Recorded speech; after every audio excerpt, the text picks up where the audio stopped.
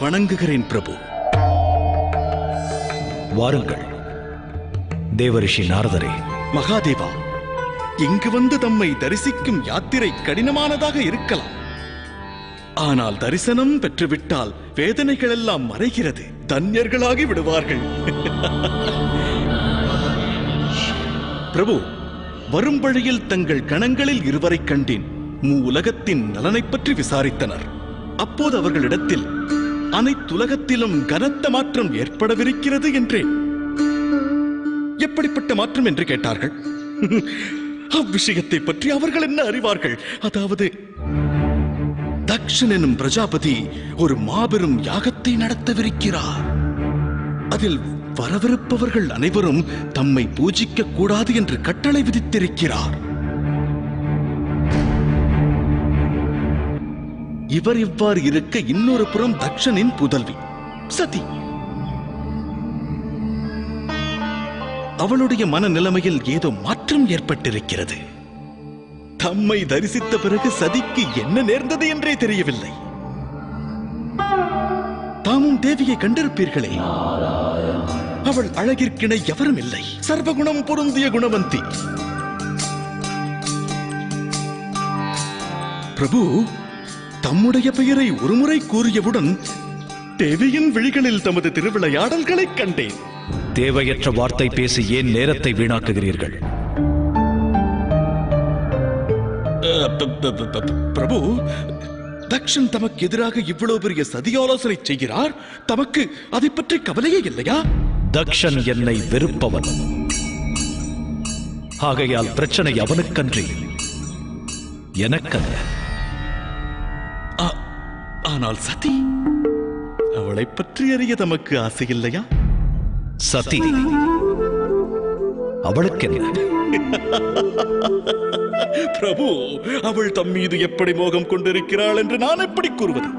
தங்களை பற்றிய தவிப்பில் அவள் எதையும் அருந்துவதில்லை, எதையும் உண்ணுவதில்லை. பிரபு, தாம் அவ்வாறு அவளை தவிக்க விடுவது சரிதானா? நாரதரே, தக்ஷனின் இருப்பிடத்திற்கு சதியின் அழைப்பால் நான் ஈர்க்கப்பட்டேன். அதற்கு காரணம் உள்ளது. ஏனெனில் சதி நிர்மல மனதோடு பக்தி உள்ளத்தோடு என்னை அழைத்தாள். நான் முக்கியமாக கருதியது சதியின் பக்தியைத்தானே தவிர சதியை அல்ல. அப்படி என்றால் தாம் இவ்வைராகியத்தோடு தான் இருப்பீர்களா? பிதா பிரம்மதேவர், மாதா சரஸ்வதி, பகவான் விஷ்ணு, தாய் லக்ஷ்மி இவர்கள் இணைந்து வாழ்வதைக் கண்டும் தங்கள் மனதில் கிரகஸ்தனாக வாழும் எண்ணம் எழவில்லையா? மாதா லக்ஷ்மி தேவிக்கு எப்படி ஒரு வைகுண்டமோ, தாய் சரஸ்வதிக்கு எப்படி ஒரு பிரம்மலோகமோ, அவ்வாறே தங்களின் கைலாகியும் எப்பொழுது புனிதமடையும் பிரபு? தங்கள் மனதில் அவ்வெண்ணம் எழவில்லையா? தங்களுடைய தேவியின் திருப்பாதங்கள் திருக்கைலாயத்தில் இடம்பெற வேண்டும் என்று ஆசை இல்லையா? தங்களை பிரிந்த அன்னையும் தாங்கள் வாழ்கின்ற தனிமையும் தம்மை சோதிக்கவில்லையா பிரபு? தமது வார்த்தைகள் மோகத்தில் உடல்பவனுக்கு பொருத்தமானது. வைராக்கியம் கொண்டவனை அது கவர்ந்தெடுக்காது. எனில் யோக நிலையில் உள்ள சிவன் அன்பெனும் வார்த்தைக்கு அர்த்தமறிய மாட்டாரா? நன்கு அறிவேன் நாரதரே.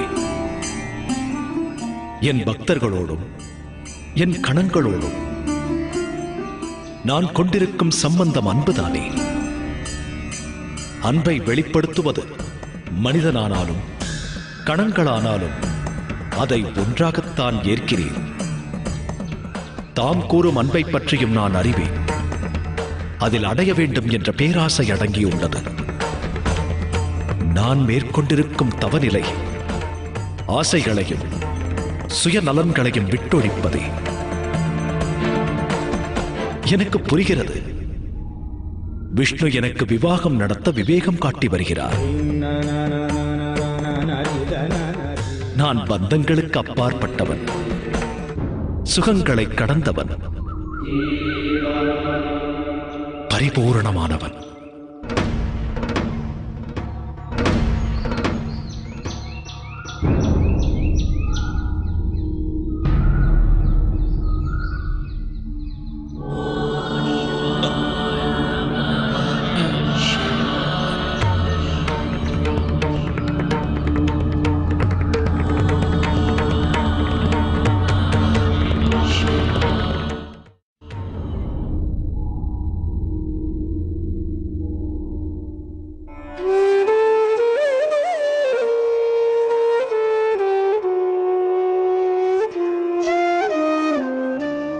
சத்தி, எதற்காக இந்த பிடிவாதம்?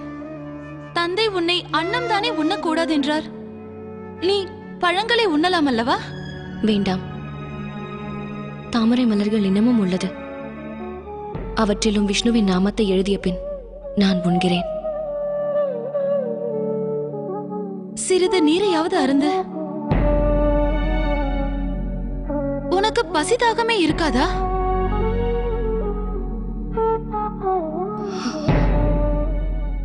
எனக்கு ஒரே ஒரு ஆசைதான். தந்தையை எவ்வாறாவது சந்தோஷப்படுத்த வேண்டும். அவர் மகிழ்ச்சியோடு மீண்டும் என்னை மகளே என்று அழைக்க வேண்டும். எனது தந்தையின் முகத்தில் என் மீதுள்ள வருத்தத்தினை போக்கிட வேண்டும்.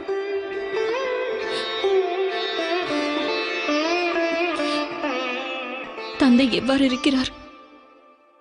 அவருக்கு என்ன நேர்ந்ததென்று தெரியவில்லை. அவர் ஒரு பிடி உணவு கூட உண்ணுவதில்லை. ஏன் என்று கேட்டார். நேரமில்லை என்கிறார்.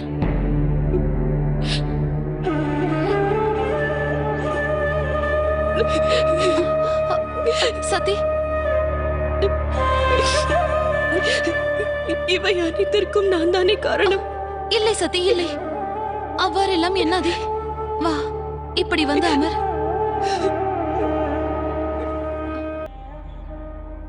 சதி, ஐயோ, என்ன இது? இப்போதே இக்காயங்களுக்கு ஔஷதங்களை தடவச் சொல்கிறேன். எதுவும் வேண்டாம்.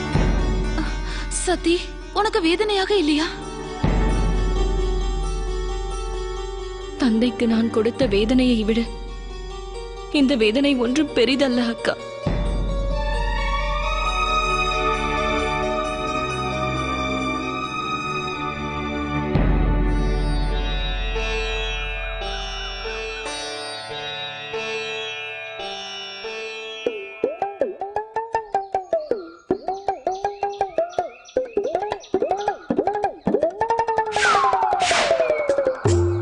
என்ன, யாம் அனைவரும் இங்கிருக்கிறோம். பிறகு ஈஸ்வரன் என் தனிமையில் வாழ வேண்டும்? நாங்கள் அவரை கவனித்துக் கொள்வதில்லையா அல்லது அவருக்கு சேவைகள் செய்யவில்லையா? உமக்கு வைகுண்டத்தின் மீது அக்கறை என்றால் அங்கு சென்று உமது உபதேசங்களை கூற வேண்டியது தானே? கைலாயத்திற்கு ஸ்திரீ வருவாளாம். அதற்கு அர்த்தம் துக்கமும் வேதனையும் மட்டும்தானே? வரும் ஸ்திரீ ஈஸ்வரனை தனது வலைக்குள் போட்டு எம் இருவரையும் இங்கிருந்து விரட்டி அடித்து விட்டால் ஐயோ, வேண்டாம் வேண்டாம். நிம்மதியாக வாழும் இடத்தை பறிக்க பார்க்கிறார்களா? நாங்கள் என்ன துரோகம் செய்தோம் உங்களுக்கு? அமைதி நிறைந்த மயானமாக காட்சி தரும் இடம் பூஞ்சோலையாக மாறுவதா? நாங்கள் கூறுவதை கேள் நந்தி. இந்த சூழ்நிலையில் ஈஸ்வரனோடு ஒரு ஸ்திரீ வசிப்பது நடக்காத காரியம். நந்தி, இவ்விடத்திற்கு எந்த ஒரு ஸ்திரீயும் வரக்கூடாது. வரக்கூடாது என்ன, வரவே கூடாது. தேவரிஷி, தாம் தான் வழிகாட்ட வேண்டும். இதுவரை இந்த வேதனை நீடிக்கப் போகிறது. கவலை வேண்டாம் நந்தி. நடக்க வேண்டிய பணிகள் தொடங்கிவிட்டன. இனி அப்பணியை நீயோ இல்லை நானோ இல்லை வேறு எந்த சக்தியோ தடுக்க இயலாது. நடக்க வேண்டியதை தேவி சதி பார்த்துக் கொள்வார்கள். நாராயண நாராயண.